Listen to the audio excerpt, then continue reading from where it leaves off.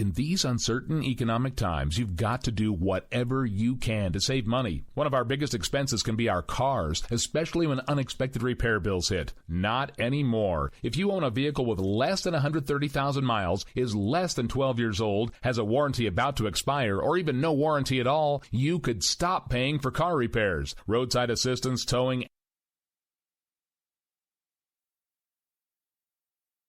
in these uncertain economic times, you've got to do whatever you can to save money. One of our biggest expenses can be our cars, especially when unexpected repair bills hit. Not anymore. If you own a vehicle with less than 130,000 miles, is less than 12 years old, has a warranty about to expire, or even no warranty at all, you could stop paying for car repairs. Roadside assistance, towing, and rental coverage are all included. Don't wait for the next repair. Make one free call right now to see if you qualify. If your vehicle is less than 12 years old, has less than 130,000 miles, even if it's out of warranty, paying for car repairs can become a thing of the past. Call us right now and get your car protected before your next repair bill hits. Get protection and no more repair bills. Call 800-696-1030. Again, 800-696-1030. That's 800-696-1030.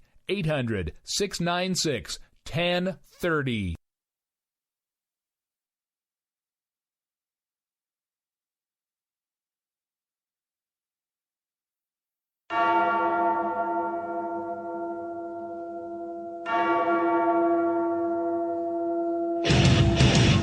From the Vikings of Norway to my home down south to Washington, D.C., I've been around. I've seen it all, and I've come out on top. You better beware, for all you know, the bell tolls for you. Enter the bell tower or watch your step.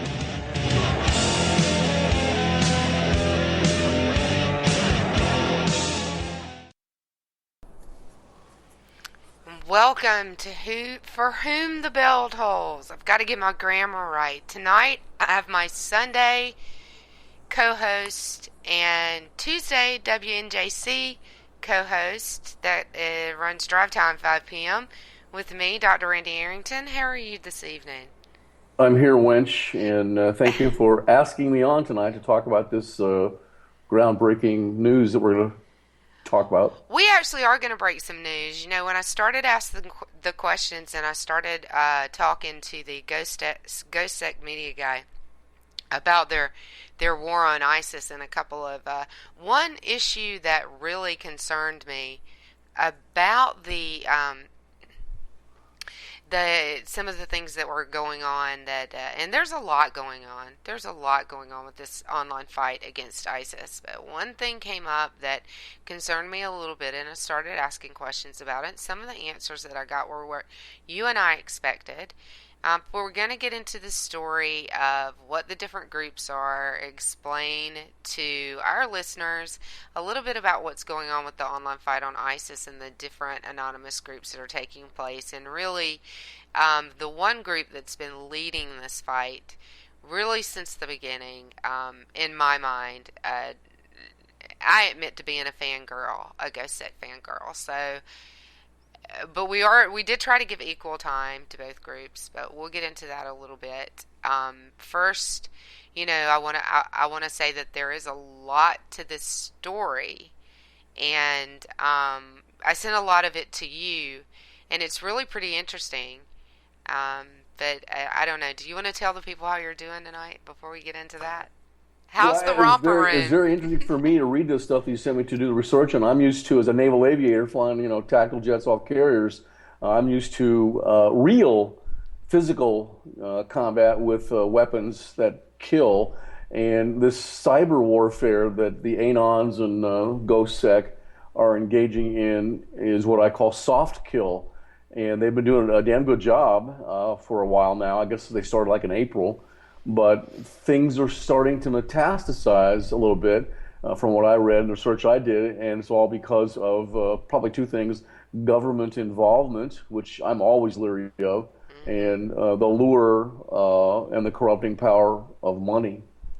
I'm sure that's going to be something. And what's ironic for me is every time I talk to you, or we do a show or do an article, I get engulfed in cyber warfare. These people, these Twitter trolls that you guys call them, come out of the woodwork and attack me, and that's why I need to hook up with my buddy Slickery Trigger there and get me a good undercover, something for my weapon so I can carry these things concealed, undercover holster. I'll have to talk to him offline. And some people will tell me, and I have been told that I'm crazy for being such a supporter of GhostSec and being that GhostSec fangirl. I'm not the only one, but I have that one thing, me supporting them and retweeting them and really showing support for them has brought more ISIS trolls to my timeline than I've ever seen. And my favorite thing to do when the ISIS trolls start hitting my timeline is I start tweeting out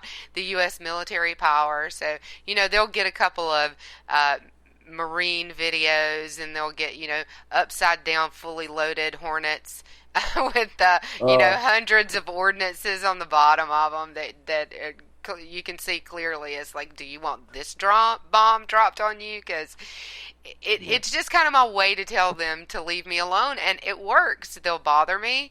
I put a few Hornets out there, or some a couple of aircraft carriers, and they'll leave me alone. They just don't want to see it. So it's our really ordnance interesting. guys used to write messages on the live bombs that we would load on our jets, and to the people that were intended to straighten out. But I am assuming tonight, since there's probably a lot of people that don't even know this exists, that you're going to maybe tell the story of this for the listeners. Okay. Yes, absolutely. So let's start with the fact that we all know, because we've heard the government tell us over and over again, that there's all this online recruiting that's being done, and they're recruiting online. They're recruiting Americans online. They're radicalizing people online, which is the biggest thing, is that they've radicalized, and we've got a really great answer. One of our answers that we got from Tor Reaper, who is the administrator for GhostSec, it was really, he does a really good job of explaining why we can't allow that to happen. We'll get into that story a little bit. So what is going on now is GhostSec has been around for years. They went through some changes, and the best way, and I'll just go ahead and say that the group split, and we asked both of the new groups that were established to answer our questions, and the same questions were sent to both groups. And I know that quite a bit of media has done the same thing and gotten answers from both groups, but for some reason I could not get an answer from GhostSec group. So let me just read this story. This is from Tor Reaper, and he is what our friend we call Ghost. He goes by Commander Xavier, but he's probably the one that we've known about the longest, and we're big fans of his, and he listens into some of our radio shows. Every now and then you'll catch him in one of our chat rooms, but he's these are good guys that we're talking about. They're not bad guys. They're not going to hack your bank account. That's not what they're focused on. They do several things. Animal abuse sites that are on the dark net, they take down. Child pornography sites that are on the dark net, they take down. And ISIS sites on the dark net, they take down. These are good guys. These are not bad guys. Do people know what the dark net is? Because I didn't until I started this research this week. Oh, okay. So the dark net is a hidden part of the internet that you have to know how to get to, and you have to have some special tools to get to. You have to be pretty savvy to get to, but people who like child pornography and people who are following ISIS are able to get to those sites and be radicalized or take part in whatever criminal activity they're taking part of. So the darknet is it's called the darknet for a reason, or for two reasons really. It's dark because it's nasty and bad things go on back there, but it's also dark because it's hidden. So it's a hidden part of the internet is the really best way to say it. Okay, Did like you a sub internet below the normal internet. Yeah, it is. It's an internet submarine below the surface of Okay, the I got you. internet, and it's hidden below the surface of the internet. And people that are looking to do bad things know how to get there and set things up. And luckily, these good guys also know their way around the dark net and how to take things down. So this is the story of GhostSec and GhostSec Group as written by Tor Reaper, and I'm going to read it. And I don't really normally read things on air, but Yeah. these guys are anonymous, so they've given me things to read, and I'm going to read them. This is a great story. Once upon a time, there were a bunch of people with varying skills that wanted to destroy the online presence of ISIS. Yay, we can all support that. Those people came together in a group called GhostSec, or Ghost Security, in order to combine the various skills and cause more damage to ISIS.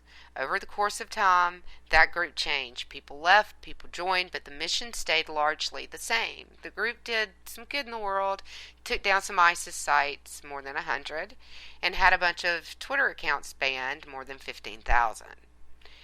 The intel folks in the group even discovered attacks in Texas, New York, and Libya before they happened, in time to let authorities know.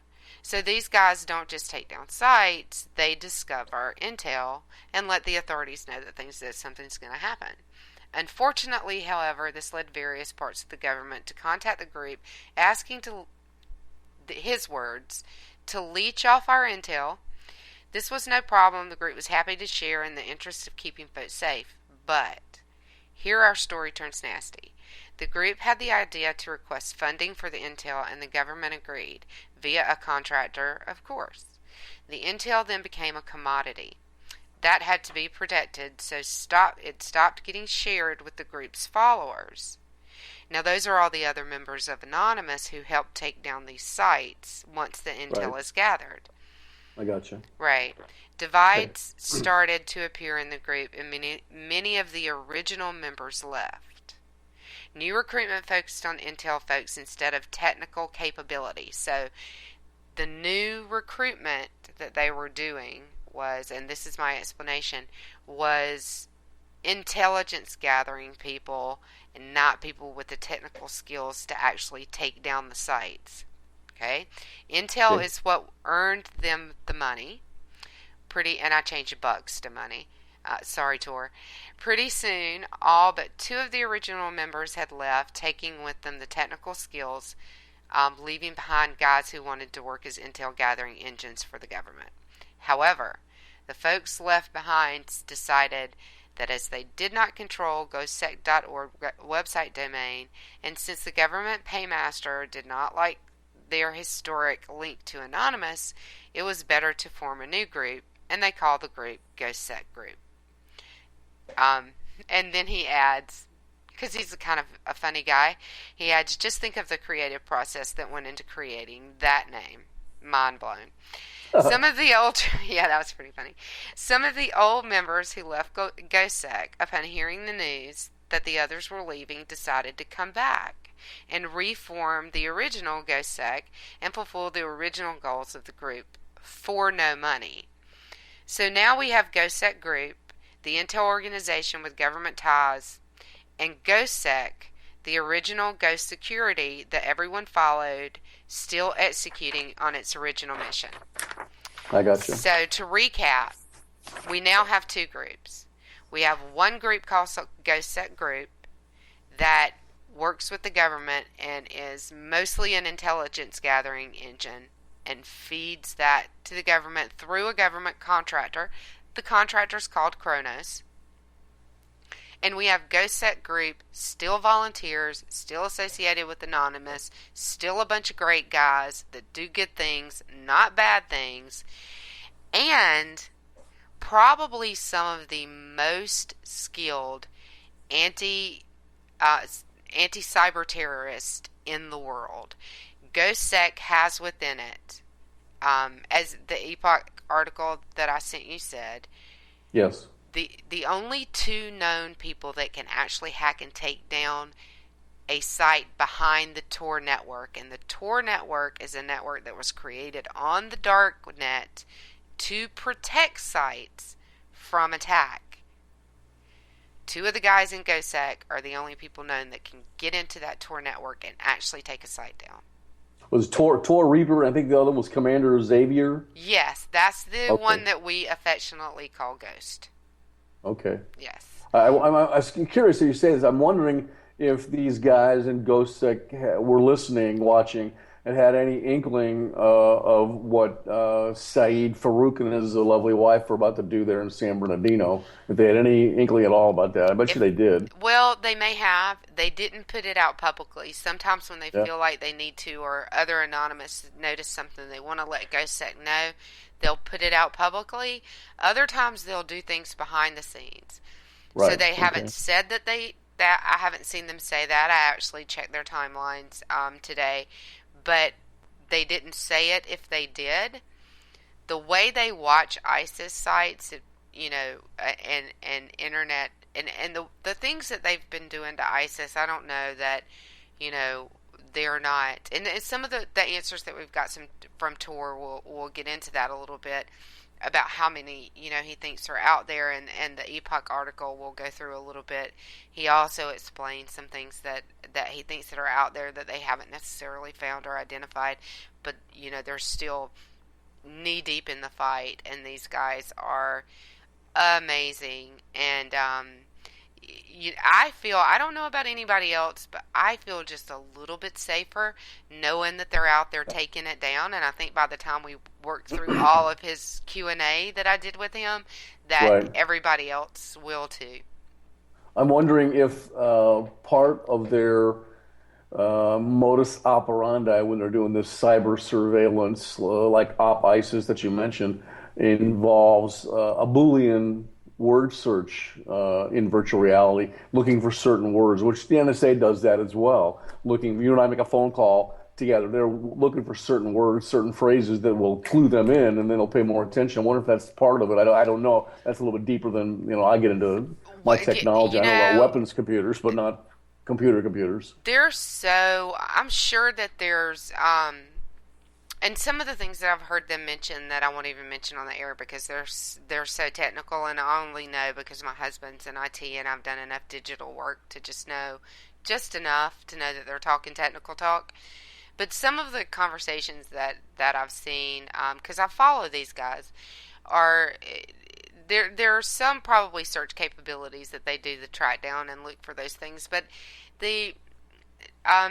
when we get into the Q&A and some of the article, when they take one down and ISIS will bring it back up, and they'll take another one down and ISIS will bring it back up. And the ones that they're focused on are the ones I believe that have been there longer, that people know about, that are people are really accessing. So it may be a matter of, the traffic that's going there. Maybe that's a good follow-up question for a Tor that we'll ask him. I think that would be great to.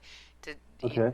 But asking them to reveal too many of their methods is something that I wouldn't do because yeah. So, but he's great. He'll tell you if he's not gonna reveal a message. And he did knock down one of my conspiracy theories. So he's not a conspiracy theorist. He's a really smart guy. They're all really smart guys, and they get it. But I found it really interesting that some things came about this week.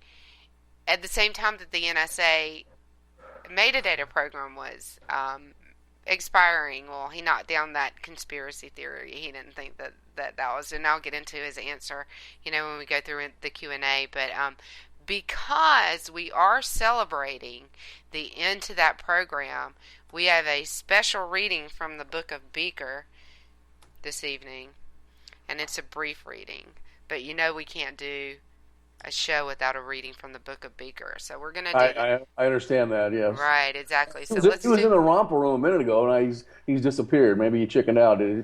No, he's probably. The bell calls for him. He's taking care of his kids. Hopefully, he's listening right now so he can hear his reading. Oh, okay. Okay.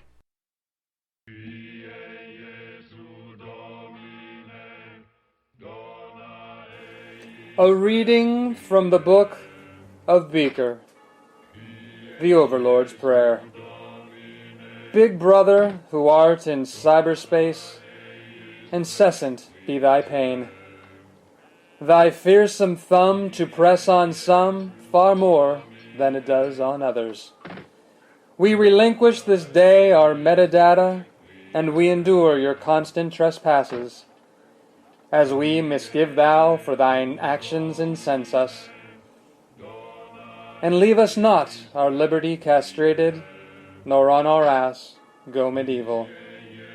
For thine is the Fourth Amendment to break forever and ever. Amen. This has been a reading from the Book of Beaker.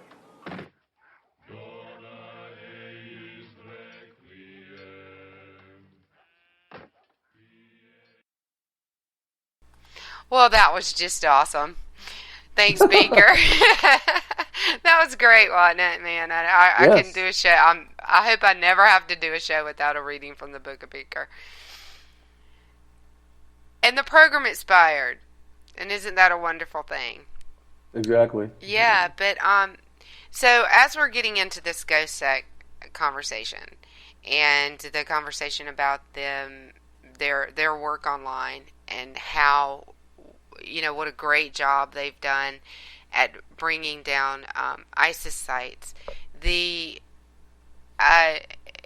problem that I have is, and we'll get into this in the Q&A as well, one of the problems that I have is that our government does not seem to want to keep us safe. And even the terrorist attack that just happened is not being called a terrorist attack. The president said, was it 3 o'clock today, 2 o'clock today, that he Yes. actually said it might be terrorism. Yeah. Well, I respond to that on Twitter. Here's how you judge, and we mentioned this on Office Hours with Dr. A. You have to look at the historical context, the political context. Anytime these knuckleheads inside the Beltway, those Beltway bandits, say anything, okay? And from the perspective of him being who I always tell you he is one of them. He doesn't want it to be associated with Islam in any way. So that's why, faced with overwhelming evidence that it is Islam, and we are at war against Islam. I'm sorry, people, I got to tell you that. Until we wipe them out, we're going to be at war with them forever. He's got to disavow that, and that's why he said it appears it could be terrorist-related, or it could be workplace violence. People say, well, this guy's, he's incompetent, he's full of crap, blah, blah, blah. It depends on the perspective from which you judge that statement. If you judge it from a capitalist, democratic, constitutional Republican, president, yeah, he is incompetent. If you judge it from him being an Islamo communist, have a drink, he's not. And he's doing exactly what he has to do, Takia, lying, and to keep the heat off of himself and to keep the heat off of his brothers, the Muslim Brotherhood, and the rest of those knuckleheads. That's what he did. It is Islamic terrorism. The home that they lived in was basically an IED construction factory. Come on. How much more do you have to slap you in the face? We know what's going on. We know what's going on, Lou. I know. I have no idea. I don't know what more he actually needs for it to admit that it's terrorism. And the way that the whole thing played out, it's the identity and the ethnicity and the motive of the people who carried out the crime was hidden for about 24 hours. It was insane to me. I will be... How many months do we have left? 13? About 13, yeah. Yeah, I'll be so glad when they're over. I don't know if GhostSec can hold it together between now and then. I'll be really glad because nobody else is doing anything to do it. Now, with that said, back to our topic, because we are going to break a little bit of news. Nobody's reported on this, and I've been watching to see if anybody did, and I'm really surprised that I'm going to be the first one to talk about this, because I've seen absolutely nobody. I know, really. I've never broken news in my life. Well, with the Red Cross, but I was on the other side of it. So, the day's active for their site. Their site is GhostSec.org. If you want to report an ISIS website or Twitter account, please go to GhostSec.org. It is at the top of their homepage. It is the easiest thing in the world to do, and you don't even have to put your name in. You can put anonymous. You can do it anonymously. Let the pros check it out. Don't go after it yourself. Yeah, the trolls come after me. I fight them. That's the way I work. And I'm going to keep doing that. But I don't go after them. I don't attack them unless they attack me first. I'd much rather these guys handle it because they're so good at it. In the 230 days that this site's been active for 230 days, they've had 1.8 million plus, almost 1.9 million visits. Oh my. 31,000 total reports. 1,600 domains or websites reported. 15,000 Twitter IDs report. 15.2 thousand Twitter accounts reported, and it says attacks on GhostSec 202. Wow. So evidently their site has been attacked 202. And we know that, and you can watch their Twitter accounts and see that, the so-called ISIS hackers, which is, they're really kind of a joke, evidently, at least when you compare them to these guys, that they're attacking GhostSec at the same time, but they can't bring their site down. And obviously GhostSec includes two of the smartest guys in the world, and we love you guys, and thanks so much for everything that you do, because we really, really, really appreciate it. And their site is just full of the different reporting data and the things that they've brought down. But we're going to get into because I want to do this before I get to break, so that when we can come out of break, we can cover what our topic really is, which is something that everybody needs to be careful of, because everybody wants to be involved in this site, and the government has done something to make it possible for everybody, and this government contractor has done something to make it possible for everybody to get involved, but at the same time it's a very dangerous way for an individual to get involved when it comes to, again, your Fourth Amendment rights and your right to not be tracked and your right to privacy and things like that. And so that's a little bit of a teaser for the second half of the show, because the Q&A that I did with Tor on this was fascinating. GhostSec group was given the questions and the opportunity to answer, and they declined. So I've gotten no response from them. I asked them on Open Timeline on Twitter.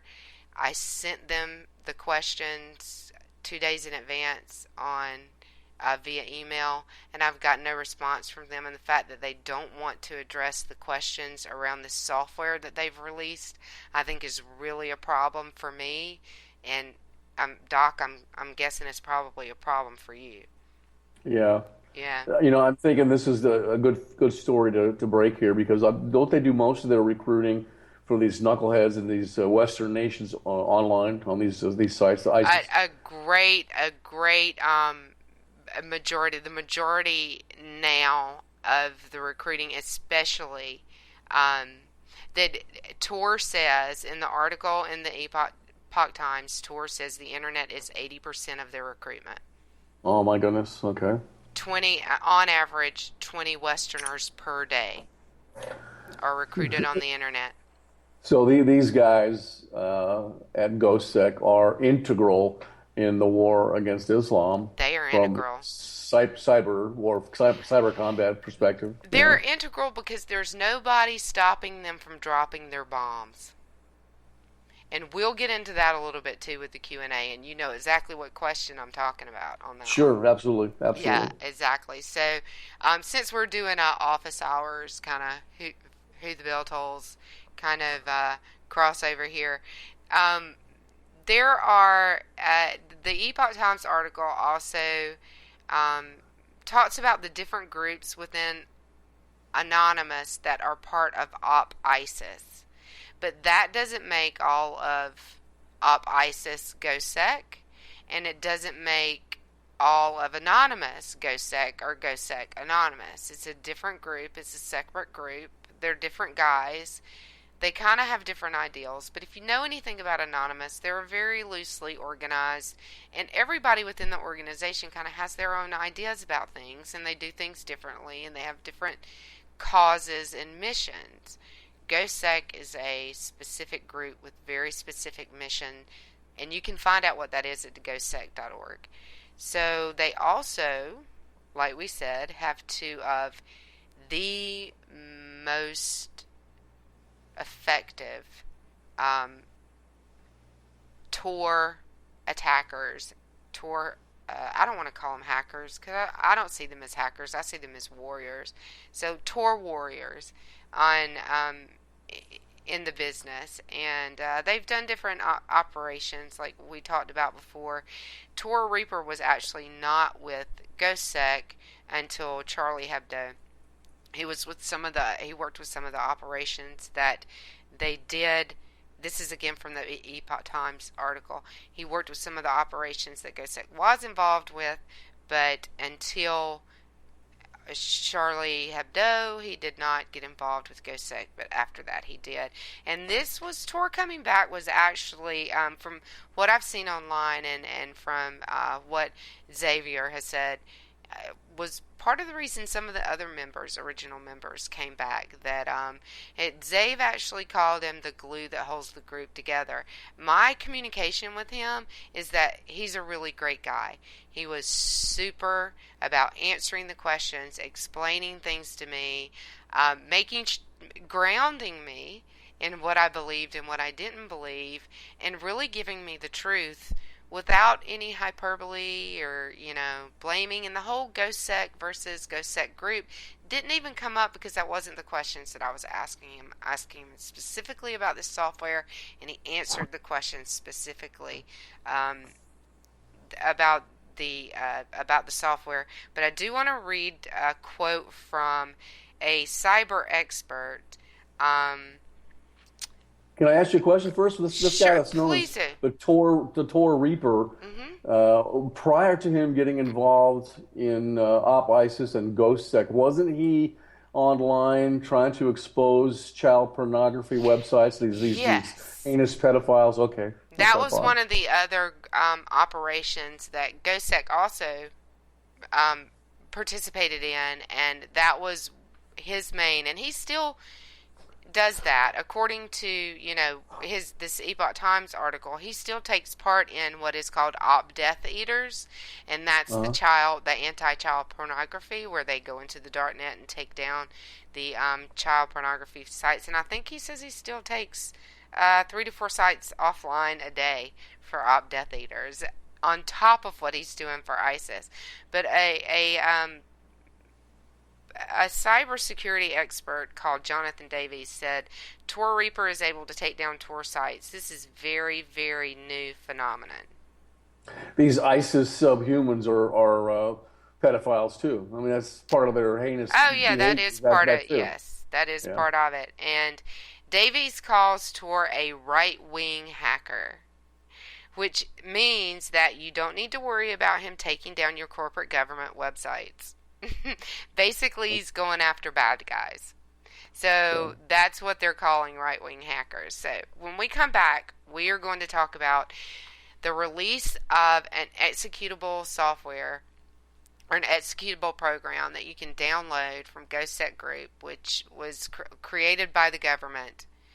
And the questions that we had for Tor Reaper about this particular software, what the purpose of it might have been, what we might want to look out for, is a good idea to download it, and why would they create a reporting tool for, a hacker group in a Windows program, which is crazy, because I don't know hackers that use Windows, and if they do, they're going to get made fun of. But he straightened me out about that a little bit too. So he was great about grounding me, and the answers are wonderful, and we've got plenty to talk about. We're going to cut to a break, and we will be right back.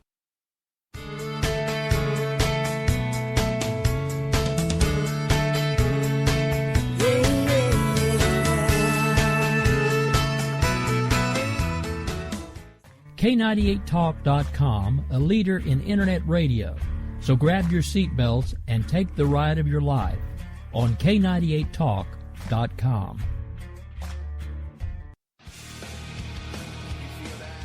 This is JD. And this is Stacy. Join us Tuesday nights, 10 p.m. Eastern for Game On. Remember, Lock up the children and the old folks. Game On, the home of liberconservative conservatism.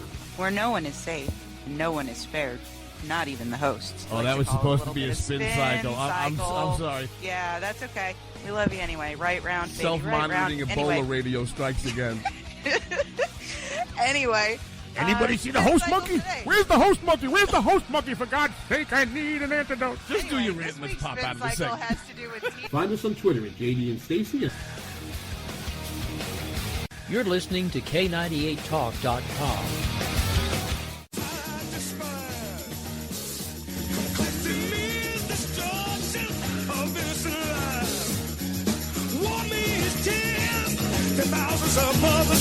The internet will never be the same. You're listening to K98Talk.com. Good God, y'all. What is it good for? Absolutely. Let's get sad again.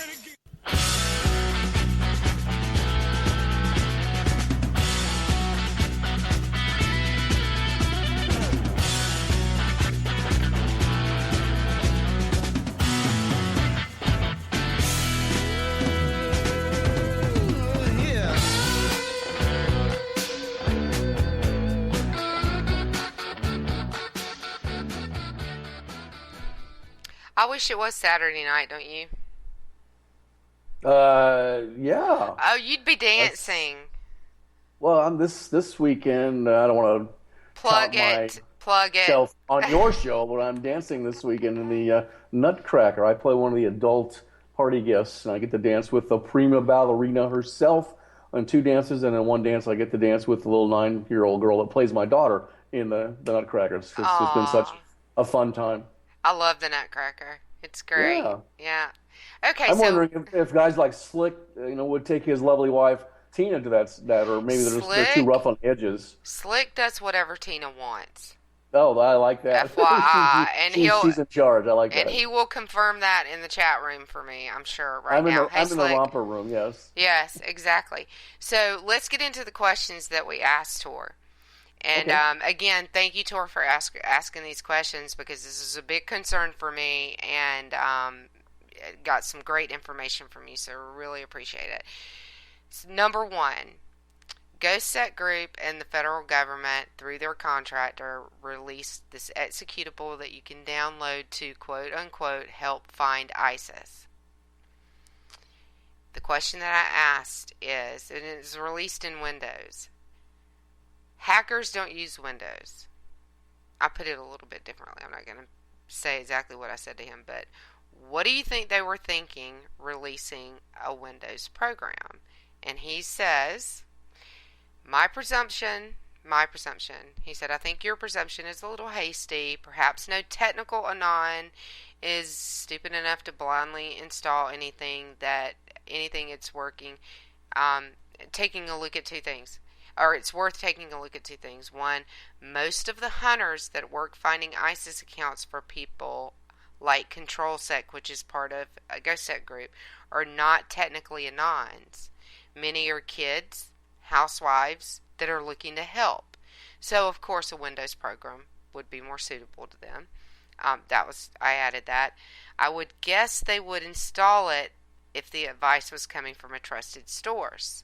Number 2, many younger technical guys who want to be part of GhostSec, OpISIS, etc., look up to people like the leader of GhostSec group. His handle is DigiShadow, or Digita Shadow. They call him Digi, who has been around for years and has many followers. Even though they know better, they might do whatever he says in an attempt to and press him. Now, I'm reading this word for word because Tor has had a problem with doing interviews with media and them taking them out of context or not using his complete answers. We are not going to do that to him for tonight because he was the one who was nice enough to answer our questions. Right, exactly. The second question that I asked him was, my concern is this is intended to track ordinary citizens that support ISIS, which is basically what he told us in the first answer, activities, but may not follow your story closely enough to be suspicious. Do you think it's possible? And his answer to that, yes. I believe that this is designed to target ordinary people that are supporting ISIS. It's my contention that the feds have asked for their help to identify Anons in exchange for funding. If this is the case, and he's not alleging that it's the case, he's saying he's suspicious that it's the case. If this is the case, then they can just pick some easy targets, not real technically savvy Anons, and then report the data back as if they caught loads of real Anons because they are awesome. Again, he's a funny guy. And this is pretty disturbing. So they're going to use ordinary citizens to track down people that aren't really dangerous people and are trying to help us fight ISIS, but might not be really technically savvy enough to know that, they can't be, if they're doing this, if they get tracked through the system by the federal government, they can't be bank hackers. It's harder than that, I know for a fact, to get into a bank. So I really don't understand what they're doing there. I think if you look at this intuitively, the program is a sucker program. They're luring you in, the uninitiated. It is sort of a government surveillance platform, and it is pretty much designed to monitor enemies of the administration. Right. And that's my concern. Well, and that's because you believe very strongly that the administration is pro-Islam. I don't believe that. I know that. Okay. So, this concerns me greatly. Between your belief and what he's telling me, it causes me a lot of concern, and 13 months from now can't come soon enough. The next thing that I asked him was, had they actually identified, they had talked online, I'd seen some talk online about they believe that there's a Trojan horse, which is a malware included in the program that actually reveals things, that it reveals things about the people using it that people using it wouldn't know were being revealed. I asked him if they had confirmed that. He said it's just a suspicion. However, in our world, you write code you want others to use. You share the code in GitHub or a similar program, which is just raw code, before compiling it. And it's compiled when you see an exe program, when you download a program to your computer, that's a compiled program. The code is inside the program. So instead of what these guys, Anons, usually do is they share the code so that people can do what they want to with it, check it out, and compile it themselves before uploading it. Tor says the only reason for compiling it yourself is to hide something.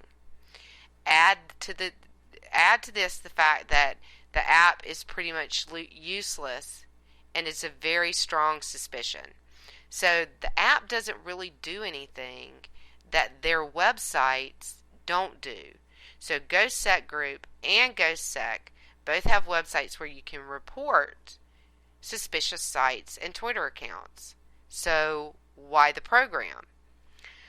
Why do people need a desktop app to report Twitter URLs? Is what Tor says. It's the same. Exactly. It's the same process as on the website. It offers no additional features, benefits from what I can see. Therefore, what is the point? And I think that's a really good question from him. Right? Well, it is. In the romper room, your buddy Slick there is basically confirming what we just said earlier, that it's nothing but a way for Mr. Obama and his administration to track his enemies list. Well, I'm not surprised at all that Slick is saying that. Of course, Slickery Trigger is on that enemies list. I'm not sure Dr. A is, but, well, maybe I am. I don't know. Slick's at the top of the list. So, yeah, exactly. But I'm sure I probably am, too. So, when the program was released...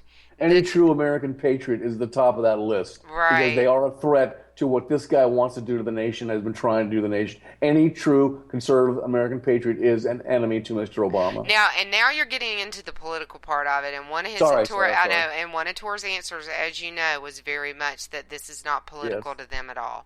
Okay, right. So we don't want to get into the politics of it, and that's out of respect for the and not so much because this show is not about politics, because we know it is.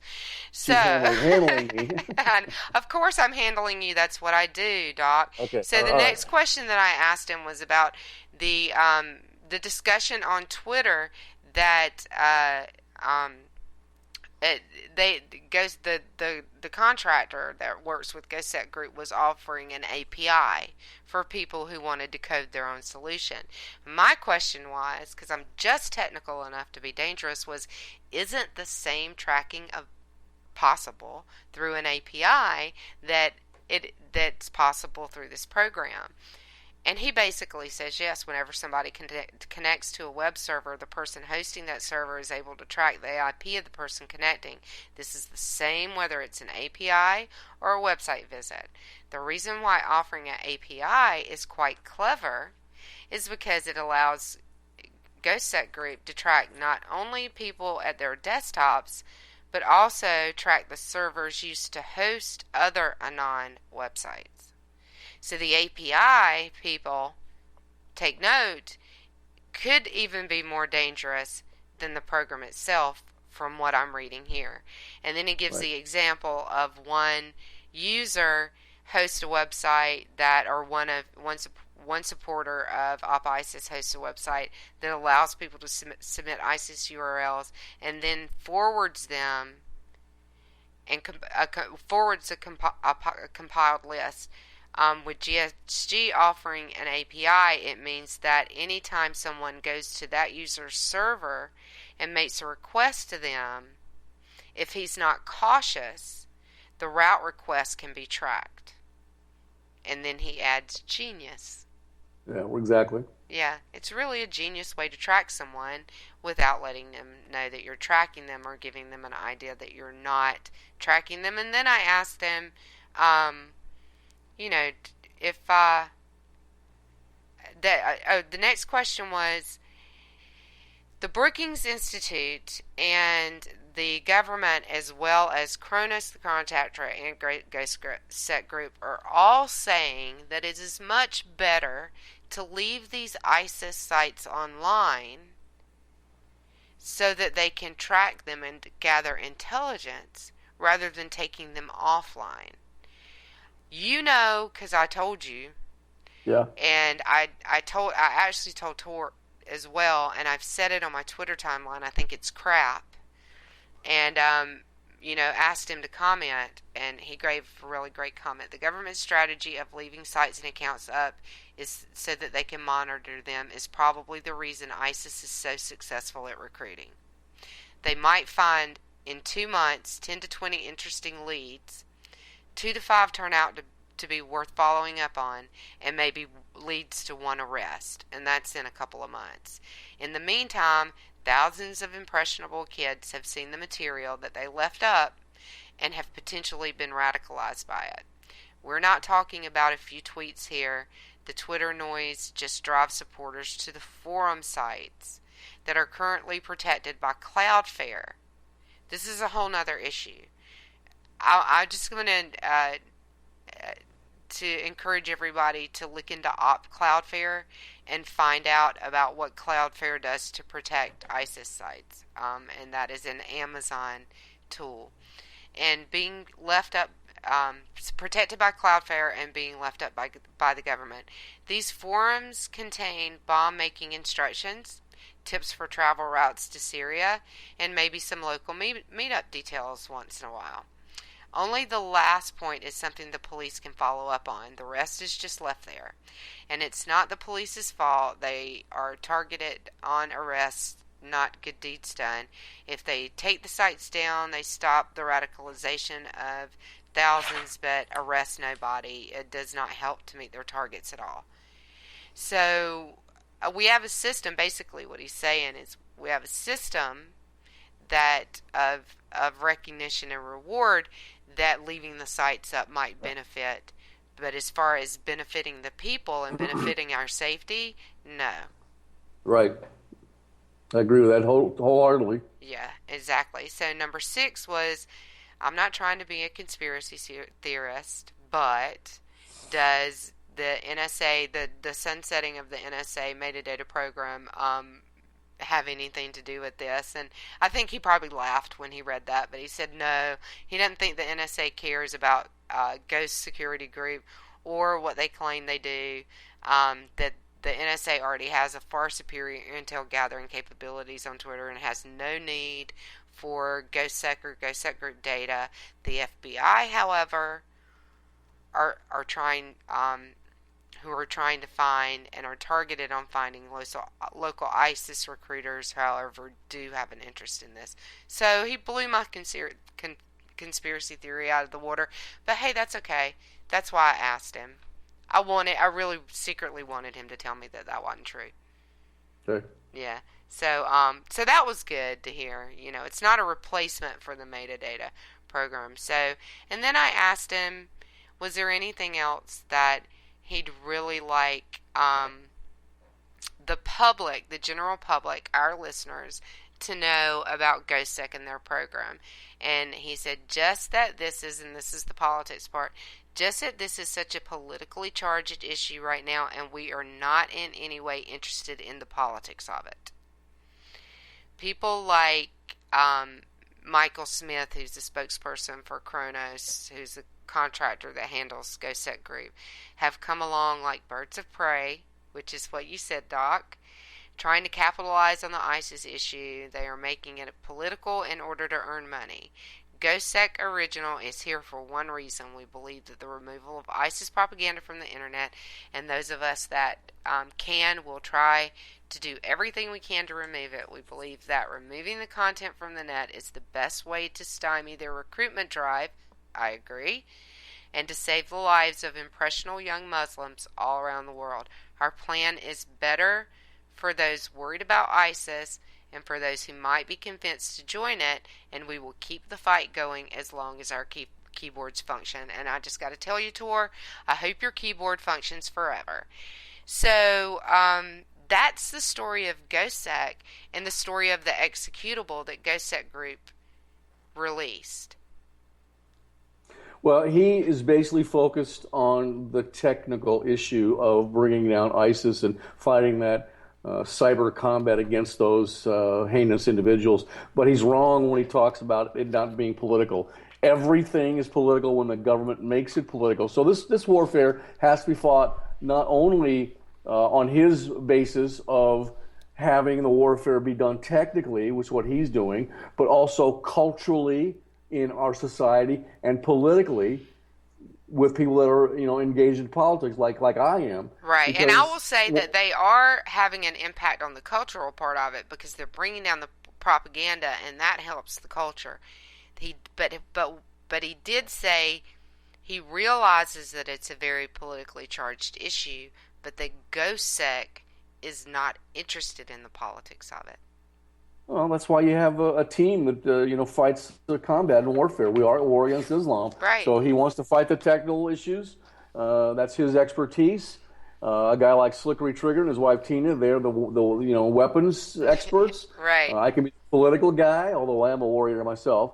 But it's got to be a several-pronged fight to take these guys down, and ultimately it does involve politics and the culture, and you have to properly educate the people in your culture and not let them be mind raped. Exactly. So are you telling me that it takes a village to fight ISIS? It takes a country like the United States of America to fight ISIS. It does, and it takes us all together, and we appreciate what these guys are doing, and even, it doesn't, I don't see them any. I call them the Justice League because I think that's cute, and I have superhero nicknames for them.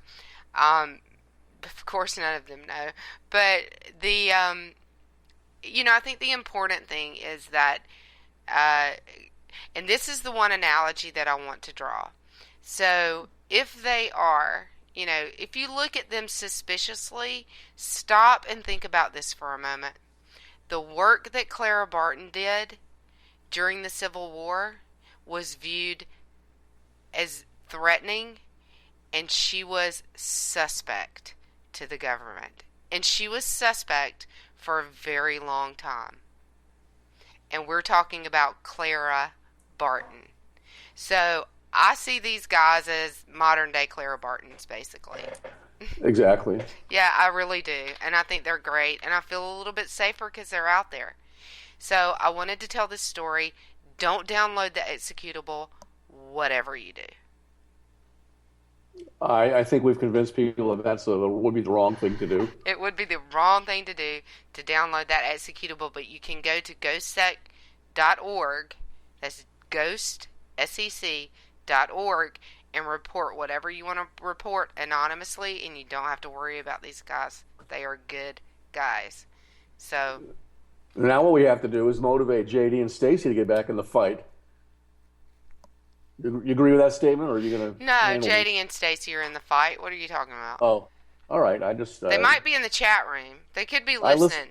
They're in the romper room, but I listened to their last show. It was it was a great show, but they kind of delved away from the fight. Nah, they're in the fight. They're always in the fight. You can always count on them being in the fight. Very nice. Yeah, absolutely. So, it was great to have you with me. 2 shows a week with you is just not enough, Doc. I mentioned to you that when we started Office Hours with Dr. A, we could do 5 shows, 2 hours a day, and you said that might be a little bit ambitious, but so you talked me out of it. That might be enough of you for a week, actually. Oh my goodness, you got enough of me already. There you go. That's yeah, good. that could actually be enough. So you can catch Dr. Arrington and I on K98. Now we're at noon, right after JD and Stacy's Bloody Marys and Broad Street. So we get as close to JD and Stacy as we can. We'll pick up some every of time we're on the people. air. Yeah, exactly. And you can catch me here every Thursday night at 8 p.m. You can also catch Office Hours on WNJC out of Philly, 1360 a.m. at 5 p.m. on Tuesdays. We're really excited about that little venture with the Conservative Commando Radio Network, and really appreciate Rick Trader for that as well. So we got to get out of here, Doc, or JD and Stacy are going to be late, and the fans are not going to like that. So say good night. Good night, everybody. Great show. Great show. God bless America, and thank you, Ghosts.